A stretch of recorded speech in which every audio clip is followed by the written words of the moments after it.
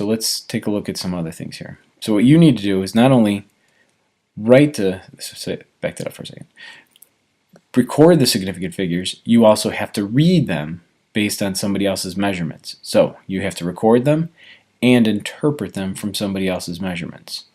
So there's rules that you have to follow. Okay, I'm not going to write all the rules here. They're in the book and they're also in a handout that I'll give you tomorrow. But essentially, if I look at 3 cases, I'll explain the rules. I'll write the number 400. Okay, and I'll write the number 405, and I'll write the number 0.0040. Okay, now here's really quick the rules. All digits that are not zeros count. So this digit will count. So this would be one significant figure. Now the zeros are the hard part. This is what always throws students, are those zeros. Okay, the zeros count in 3 different ways. Now I have 3 different types of zeros here. I have a trailing zero, trailing zeros. I have a trapped zero. I think there's 2 P's in trapped. Okay, and I also have a leading zero. And I'm telling you, the leading zeros always throw. The zeros are what confuse students. This one down here would be a trailing zero. So 3 types of zeros. Okay. Now, here's the rule. If you remember in your math class, you have the number 4. They told you to put the decimal or not put the decimal. You can leave it, get rid of it. Oops, wrong way. Oh, I guess it doesn't work. Okay, so you can put the decimal or get rid of it. Well, with that number, that's okay. If you have the number 10, decimal or no decimal, decimal or no decimal. In science, that decimal makes a big difference. Okay, so here's what I'm saying. The rule is that that last 0 means that you counted in the tens place or the ones place.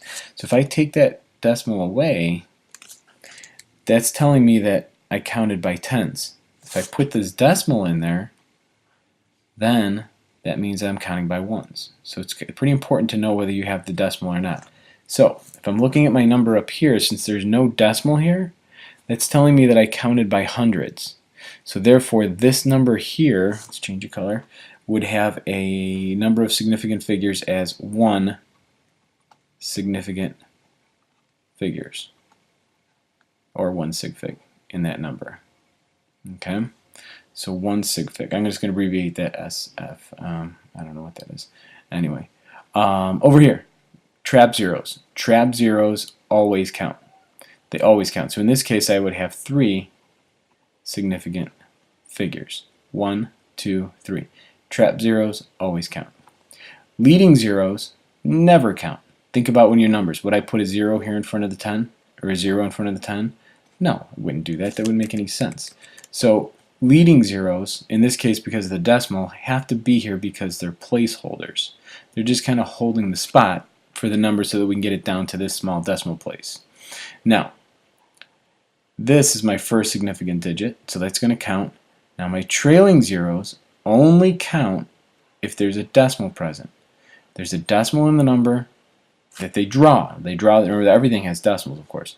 But if they don't draw the decimal, trailing zeros don't count. In this case, there's a decimal here, so this digit counts. So these would both count 2 significant figures.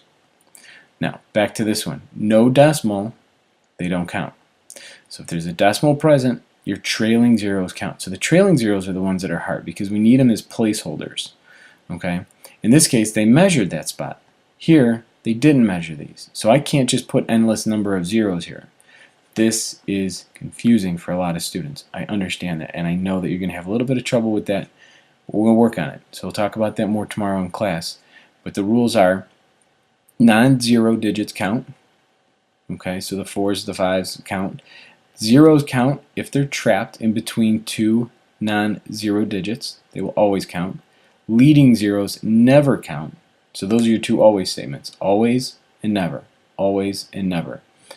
Trailing zeros count if there's a decimal present. So if I wrote 400 with the decimal, that's now 3 significant figures. So that would now be 3 significant figures. Okay? Alright, so I'm going to end this one, and I'll talk in the next one how to deal with these significant figures in calculations. But the general idea is be able to write significant figures from measurements that you make in the lab, and to be able to read them from numbers that other scientists have written. Alright, I'll take your questions tomorrow. Good luck, guys.